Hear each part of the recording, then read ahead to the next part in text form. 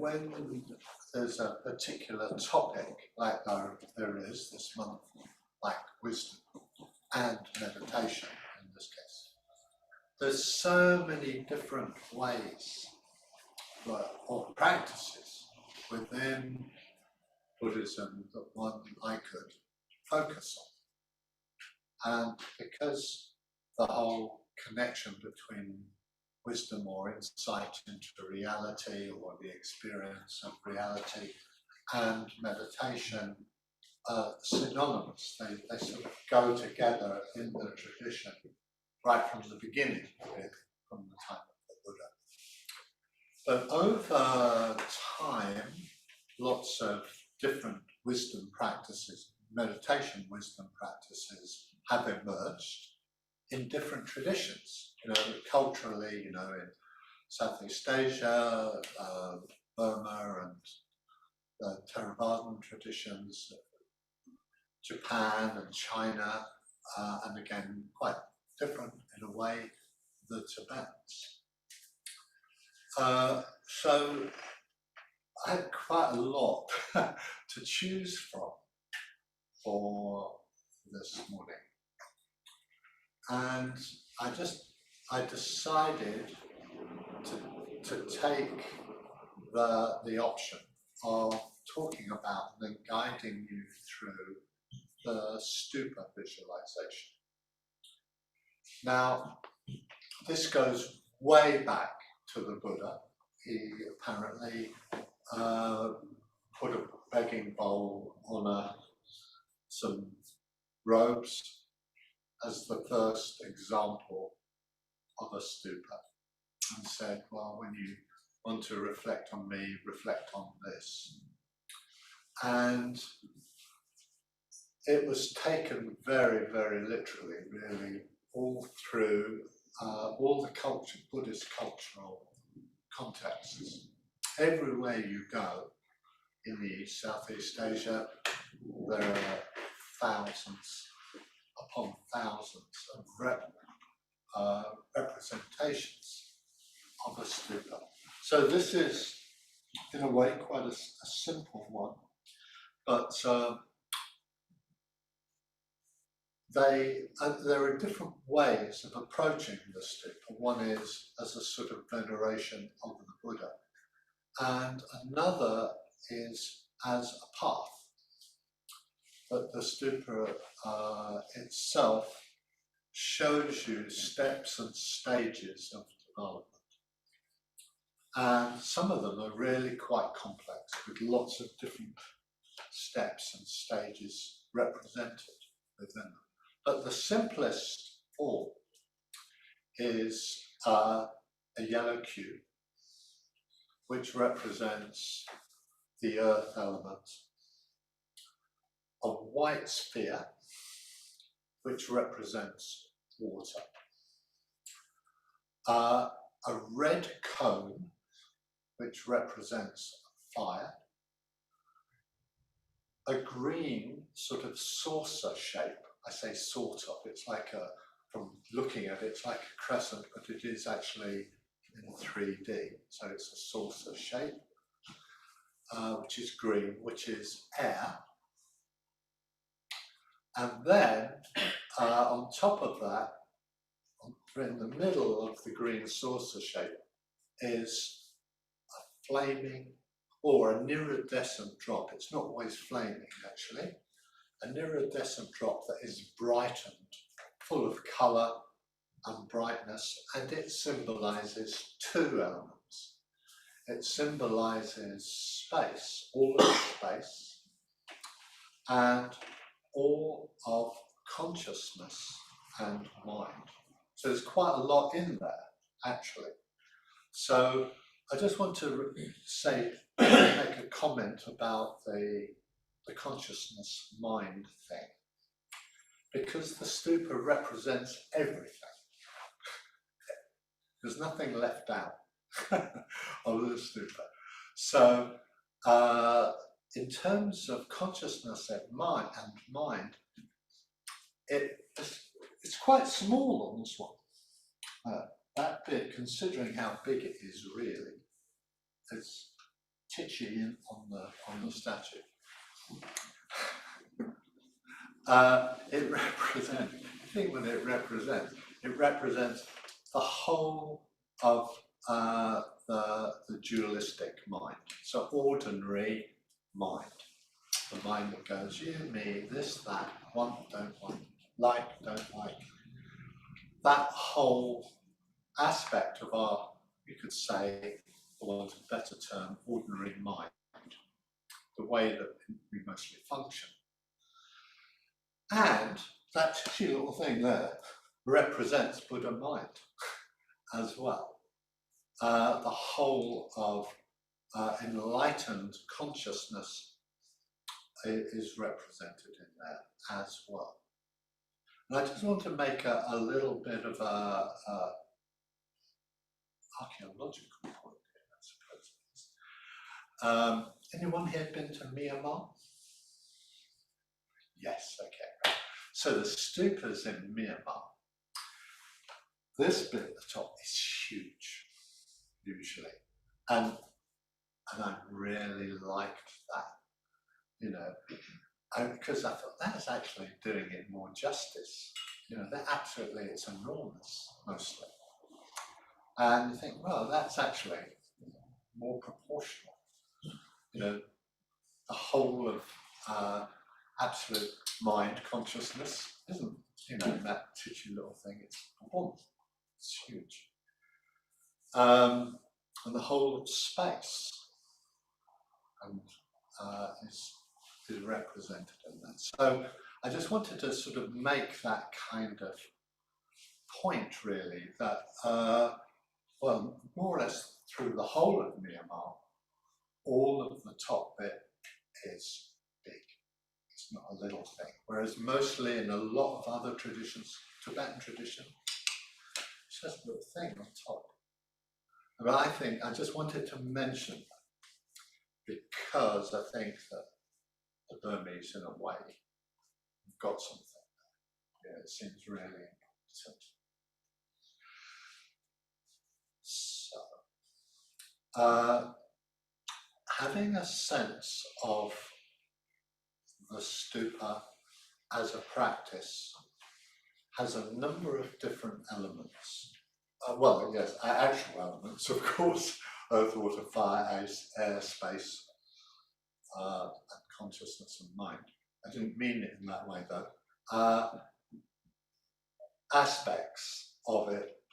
And one aspect is that it's a way of coming into a sense of experiencing the interconnectedness of all things, as opposed to a sense of separation to all things. So the ordinary everyday mind separates everything. You know, me, you, this, that. That's how it works. And you know, it's not even particularly a value judgment on it. That's just how it works. You know, but there is a sense in which one can make a progression from a diversified, polarized mind, me, you, me, mine, yours, to, well, enlightened mind that is a vast sense of the interconnectedness of all things. And so the stupa can be seen as a progression from very rigid mind, yours, to something much vaster, represented by that on top. So, as a progression, it starts with an awareness of what is called the earth element, which includes everything tangible, physical, our bodies, bone, marrow, muscles, tendons, all of that stuff, cornflakes, granola, everything that feeds the body, for example. So one can have a very, and I think it's important to have a very positive attitude towards this. That the earth element, the physical tangibility, isn't a bad thing. It's very, very important. It's a positive thing. It's important to have care for it, love the earth. But what we're attempting to do is to make the shift from a more polarized way of experiencing nature to a more unified way. So we get the sense that actually there's this constant flow between nature and us, back into nature, without being too graphic about that. So there's this constant interaction between the bigger earth element, the earth and the crops and the food and the fruit, everything on it that we interact with, and our bodies, and that there is this intuitive sense that actually we're intricately connected and therefore not really absolutely separate. So it's almost like that intuitive insight starts to sink in and come into us, that, and sort of in a way that erodes the more habitual sense of me, mine, yours, you. It erodes it slowly and gently, actually, which I think is quite important. And there is this sense of the earth element being very primal, very basic and interconnected. And then, on top of that white sphere, which is represented, so there's the yellow cube, white sphere is the water element. So in more kind of just literal terms, it's everything that flows. It's your blood and tears and everything like that, water generally. And it flows into us and it flows out of us and it flows around us and it's always changing. And there is the sense in the practice that the water in us now won't be ours for very long because we'll sweat it out and all kinds of other ways of excretion. So it's just passing through, really. And we start to actually engage with that fundamental truth, that this important element in our body is passing through and cannot be rigidly held to as mine. But it's done in it's very, very positive in a way. And that's one of the things I really love about this practice. It's very positive. It sees everything as interconnected rather than you're not that. It's flowing, it's coming in and coming out. And we let the truth of that interconnectedness sink into our minds when we're in a meditative state, an open, receptive state. It sort of hits home in a way. It's sort of something sticks when you're more meditative. If you're on the train and you think, everything's changing, there's a lot going on. But when you're meditating, the truth of it can sink in and go deeper. So then, the next element, fire element, well, we sort of have experienced quite a lot of the fire element in the last few days. Are you able to hold the stick for us? Yeah. Boing. So this is quite a particular form. It's got steps. I think it's more Tibetan style. But in a way, I'd rather you just thought cube, sphere, cone, green, saucer shape, and then iridescent drop, rather than it actually being in this form, if you see what I mean. But the colours are there: yellow, white, red, green, iridescent, sort of.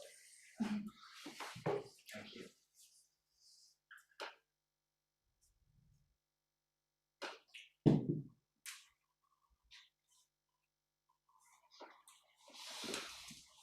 So, fire element. And again, the principle here is in both, and I want to make a particular point here, that in the Stupa practice, we are using all our faculties, which is one of the things I really love about the Stupa practice. We're using our body, we're aware of our body, we're aware of our heat and how it changes and how it comes and goes, dependent on other things. You know, hot cup of tea, you know, hot weather, and so on. We change according to those things. So it's in our body. And then we have our thinking about it. And we can reflect, actually, my temperature is determined by other conditions. It's not just me that makes temperature. I haven't got a thermostat say up a bit, down a bit, and it will happen. It's not quite like that. We're not in absolute control of it. And then on the other faculty is imagination. And imaginatively, we can get the sense of the world, and just stick with the world for the moment, as completely interconnected in terms of changes in temperament, and we are temperature, not temperament, temperature, and we are part of that, and we're not separate from that. And I think that actually the last few days with the heat wave kind of illustrates it rather well. Our temperatures go up according to the heat wave and affects us in all kinds of ways, our mind and emotions and so on. So getting again a sense of that interconnectedness. Oh, thank you, that Jenny just did something. Thank you, Jenny. she just did something.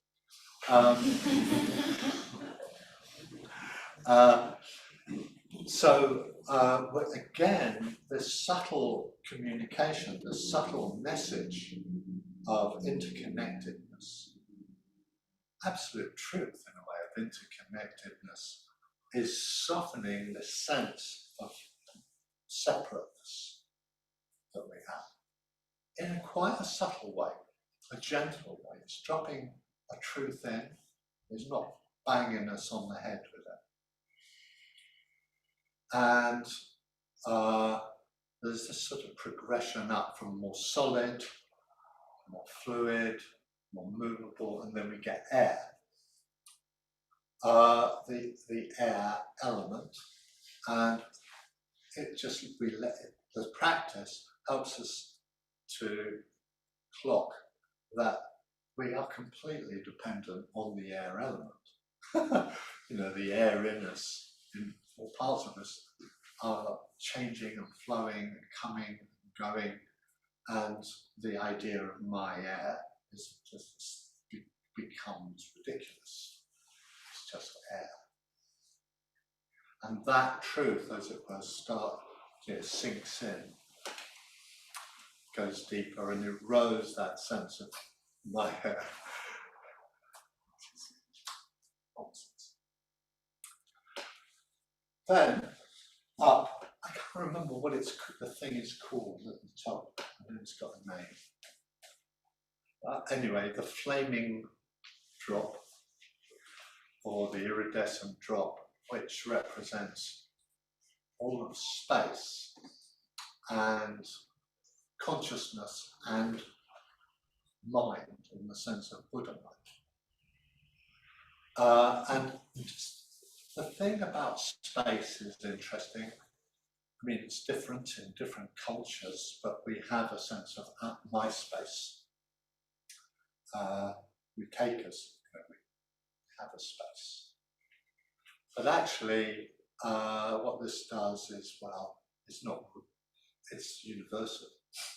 We're just passing through it or just inhabiting it temporarily.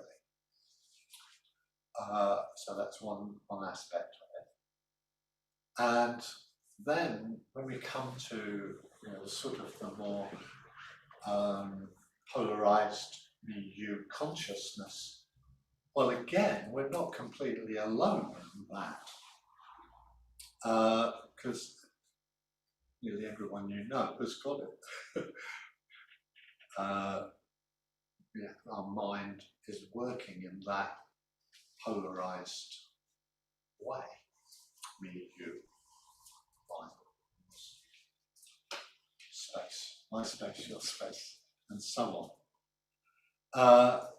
And so again, there is the sense, well, we're all, in a way, we're all in it together in the consciousness element.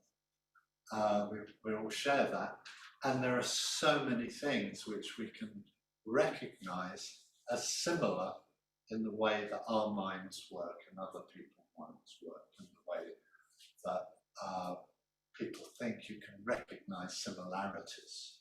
It's never absolutely, completely unique to you. There are patterns which are common.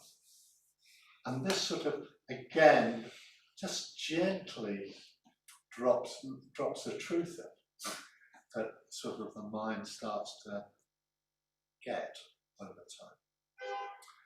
And then in the mind aspect of the iridescent drop, there is this sense of that you can sometimes get a glimpse of through reflection, through the body, even through imagination, of something that's a mind and a way of being in mind that is much vaster and more profound than the personal mind, you can say, the individual polarized mind. And it's pointing at, the practice is pointing you all the time to that. It's moving up to a recognition or an openness of that we have the possibility of that mind. We might not be aware of it, but we're in it, and it's here, and it's, as it were, nudging us into that appreciation of a mind which is vast, unlimited, light and open, expansive, bright, and in everything. And of course, one has to be a bit careful here not to deify it. Saying, well, he's talking about God, isn't he? No. Or to reify it as a thing. Oh, it's mind, isn't it? No. We have to be careful about that ordinary mind way of labeling things. It's that. That we need, when we come to this aspect of mind, we need to have a sort of a sense of, well, actually, I can't understand it. I might get some inkling of it, but it's not really understandable. personal mind. So it's just pointing one in a direction of a way of being that is really different. But just pointing you in that direction. It's not hitting you over the head with it. It's just saying, well, this is, just be open to that. Now, that's a sort of progression up. But then there's as it were, a progression down. So, I know it sounds silly not to be taken too literal. So we've done the practice and we've got into enlightened mind, where everything is seen through enlightened mind. And then we bring that enlightened mind down. So the duality of all the elements is, well, dissolved, actually. So the air element, fire element, water, earth element are all experienced, as it were, through this non-differentiating, non-polarizing, non-dual mind. And then the bell goes.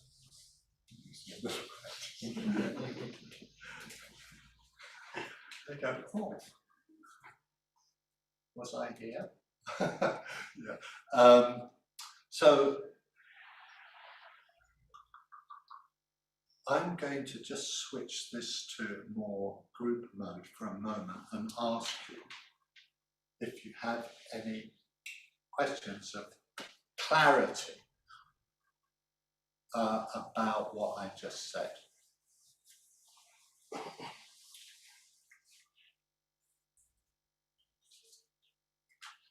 Why are some stupas different shapes then? Some stupas are different. Yeah, well, it's a cultural thing. Right. No, which is great in a way, but the visualization is simple. But you know, for this form of visualization, there's no different shapes. It's just cube, sphere, cone, saucer shape, and iridescent drop. That's it. But then all the cultural forms, they're bringing in the 6 of this, the 12 of that, the 10 perfections, and it's a whole teaching. It's a sculptural teaching, which is, you know, it's cool and interesting in its own right. You know, someone who's brought up with that tradition would go, oh, the 12 doodles, yeah.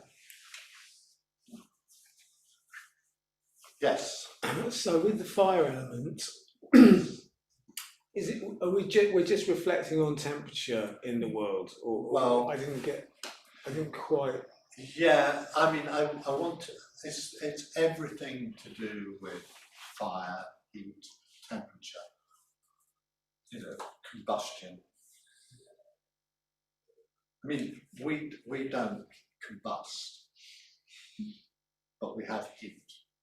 But there's, you know, this what's the word I'm looking for? The similarity with the sun is there. We're not like a sun, but there is a similarity. The sun is the fire element, and yet, and our heat is an aspect of the fire element. So it's all connected. And would you say that with these elements, the earth and the water and everything, that we're also bearing in mind the impermanent nature of them? Is that important? Not particularly. No? Okay. It's more, no, not particularly. The theme is interconnectedness. Okay. I mean, if you want to bring it in, but that's not the main thing. Yes. When you bring enlightened mind, Can you speak? when you bring enlightened mind down, Yeah. is that the last stage? That's, yeah. Well, it's all the stages of every element, so it goes into every element.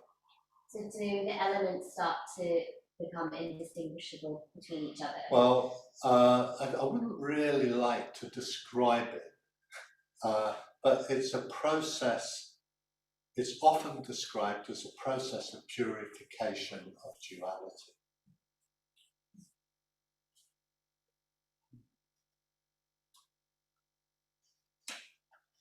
I don't know how helpful that is.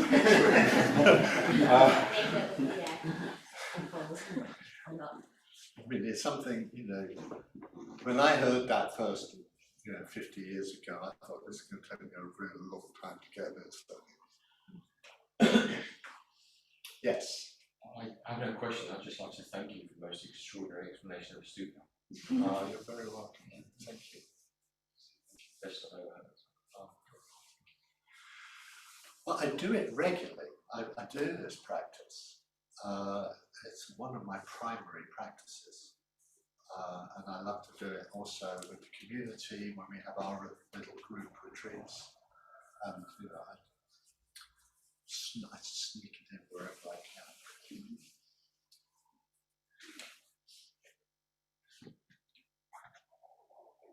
Okay, I'm going to switch this one. I'm just really interested why in Myanmar they should focus on having a larger area at the top. No idea. And No what idea. culturally is behind I honestly don't know the answer to that. It's fascinating, isn't It's it? fascinating, and well, I just thought it was great. I mean, I didn't have too many questions about why or how or why. It seems really quite unique. As you go into Thailand from the border into Thailand, they have it. Those borders used to be very fluid, didn't they? Yeah, well, I guess. Yeah. But then I think that as you go further away, it gets smaller, because they, of course, Myanmar borders also Tibet, China, and all.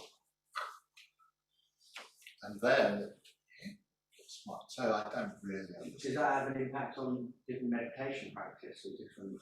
No, well, not that I'm aware of. No, I don't think so, but I think more just in terms of perception. I mean, they have some really fancy, big iridescent drops, that are multifaceted, like jewels in Myanmar.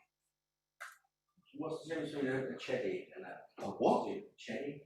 Well, I lost me there. I'm sorry, I don't know what the other half of I don't know what that is. I spent a lot of time in Thailand, and certain parts of Thailand very first used as chedis. Oh, right. I don't know if there's any difference. It's Cheta in Tibet, isn't it? So maybe it's the same word. Yeah. Okay. I think that a lot of the basic Theravadan stupas are very, very similar. In Sri Lanka, they're very primary, squares and semicircles and colours. The architectural representation, is it how they view the Dharma differently? Well, I maybe. Yeah, I think it would express the it. focus Yeah, of, exactly. of what their culture thinks is important in the Dharma. Well, I think that's fair enough. It's speculation, but I think it's fair enough. I'm going to change the setting on this.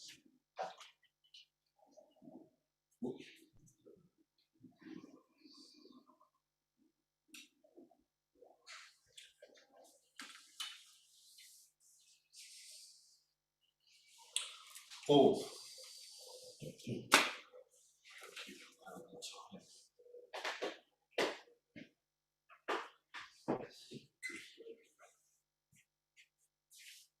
So this is going to be quite a short visualization, because I talk longer than I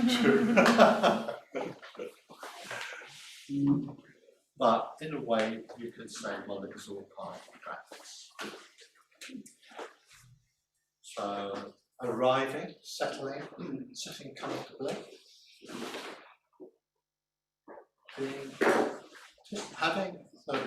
being a quality of openness in yourself, just open to what's here in your experience.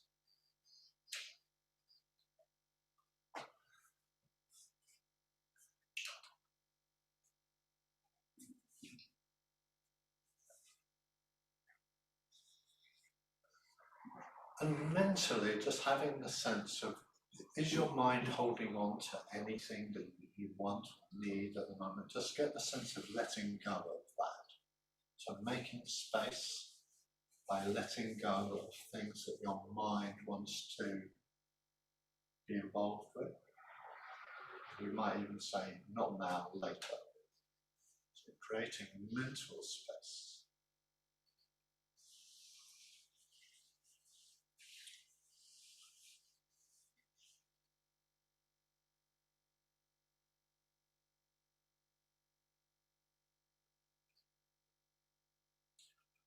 And that space starts to visually manifest itself as a blue sky stretching in all directions.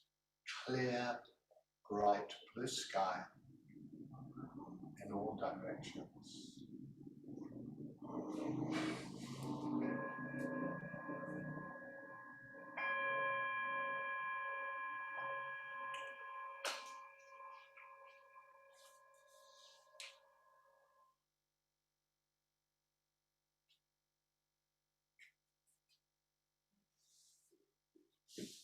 And now, in front of us, and slightly above us, we sense or visualize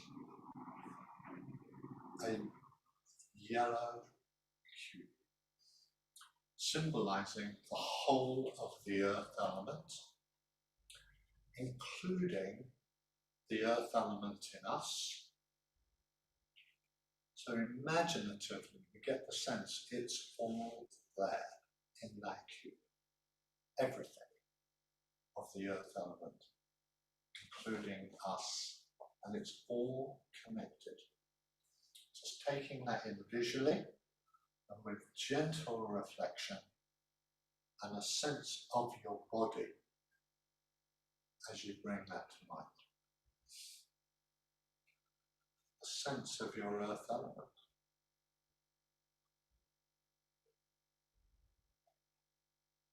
Letting the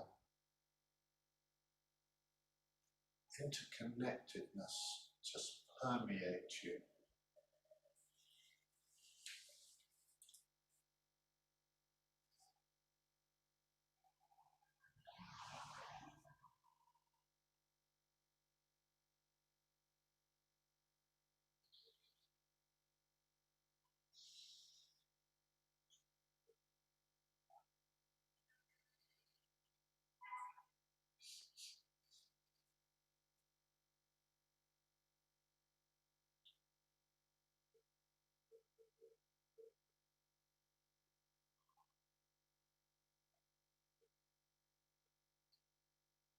All of the earth element is interconnected within the symbolism of the yellow.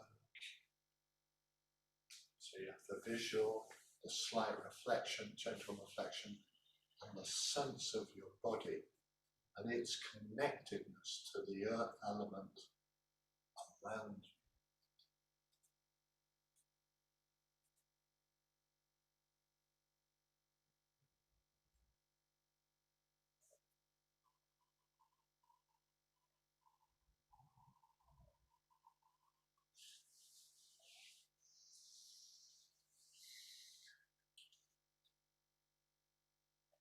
And now, on top of the yellow cube, there's a white sphere, symbol of the element water.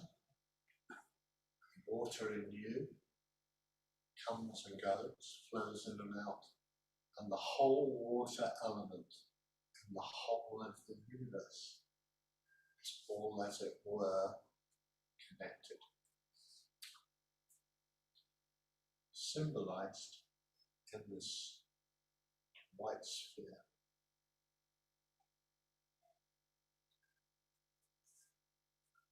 Just letting the truth of the interconnectedness sink in.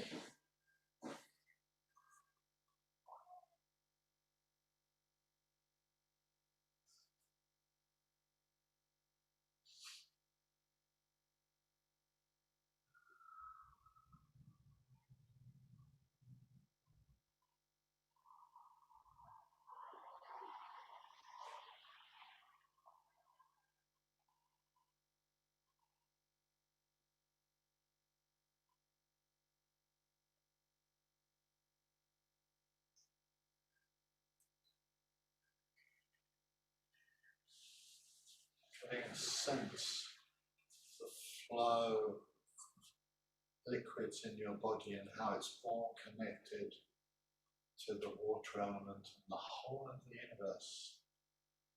Just letting that truth sink in to your open, receptive mind.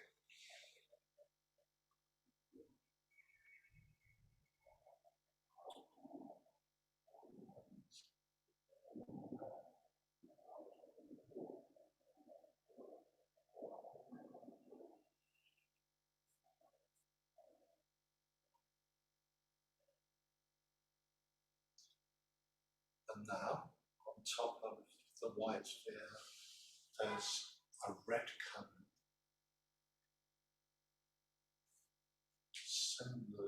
Symbolizing the fire, heat element in yourself and the universe, and that it's all connected and interconnected.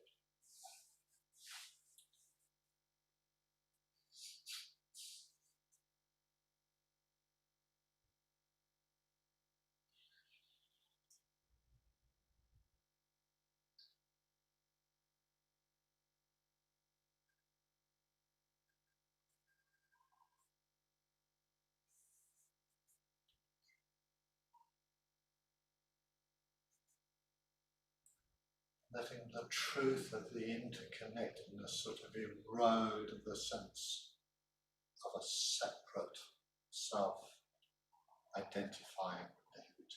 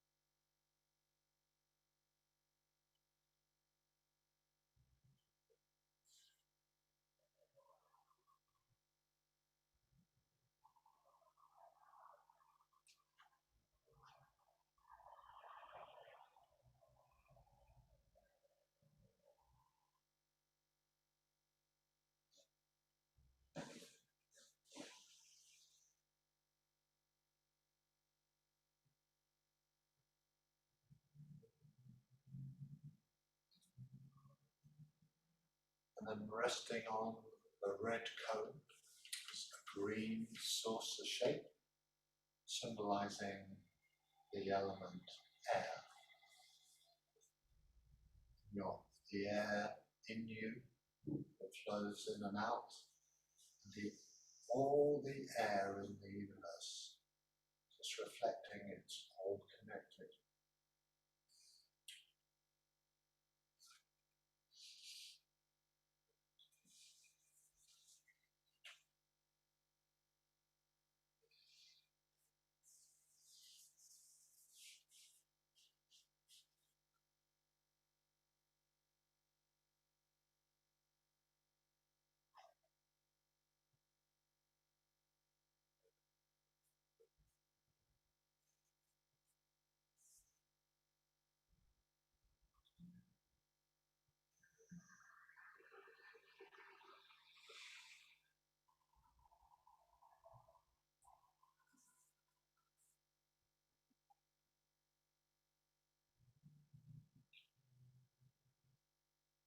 Having a sense of the air coming in and out of your body and the interconnectedness between it and all the air.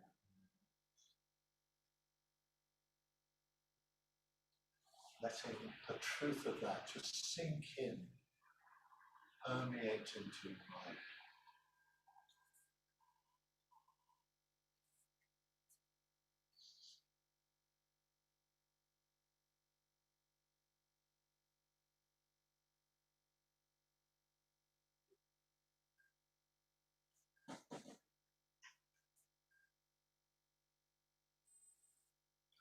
And then, on top of the green saucer shape, is an iridescent, multicolored, bright drop. which symbolises the whole of space, consciousness and mind. And as you bring it to mind, either the sense of it or the visual sense of it, you get the sense of the space that you occupy, your own individual consciousness, and the openness to a vaster mind.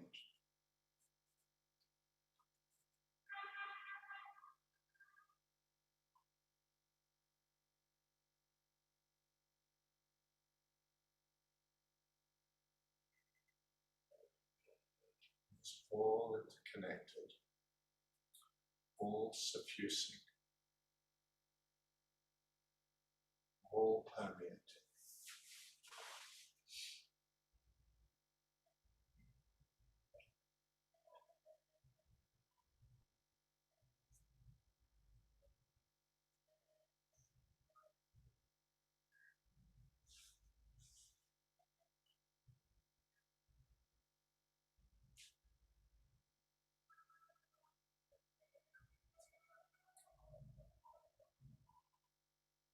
And the sense of your mind now being, as it were, suffused with enlightened consciousness, open and luminous, permeating everything without discrimination or separation.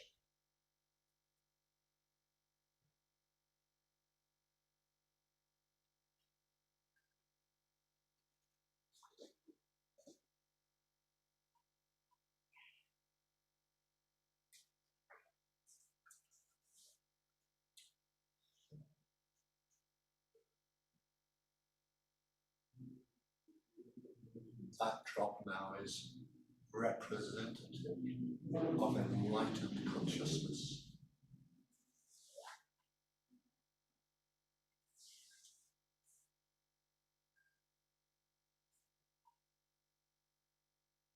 Permeating everything, saturating the whole of your being. Let visually the drop melt down through all of the elements. The air element, bringing with it that open, enlightened relationship to air, no separation. Down into the fire element,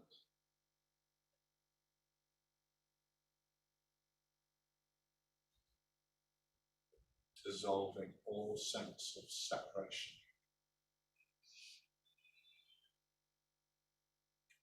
And as this happens, you sort of be aware in your body of these elements.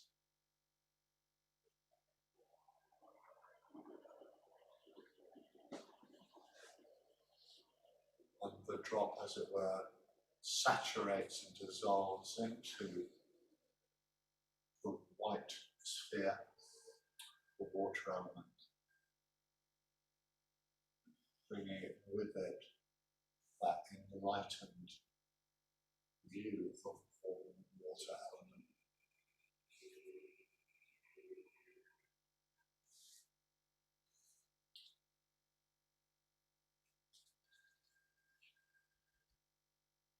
And then down into the earth element, permeating it with a sense of interconnectedness within the earth element, being aware of your body.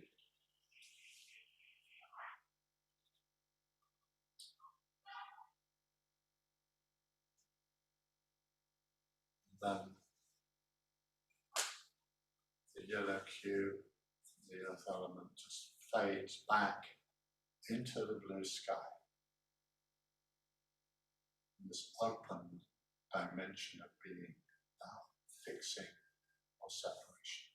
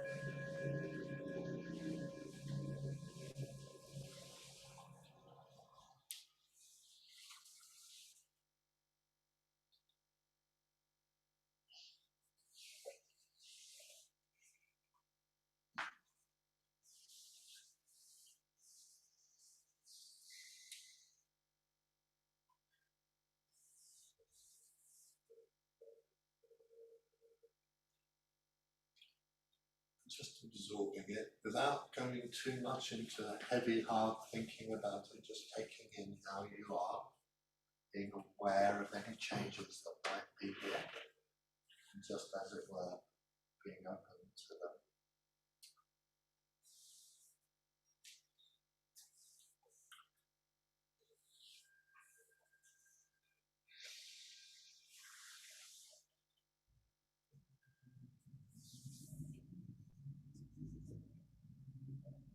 So this is, we're going to finish now, but I just want to say there's a little gift you can take away. And I think, if you have a really clear, open day in a weekend, or if you're away on retreat, or a solitary retreat, or something like that,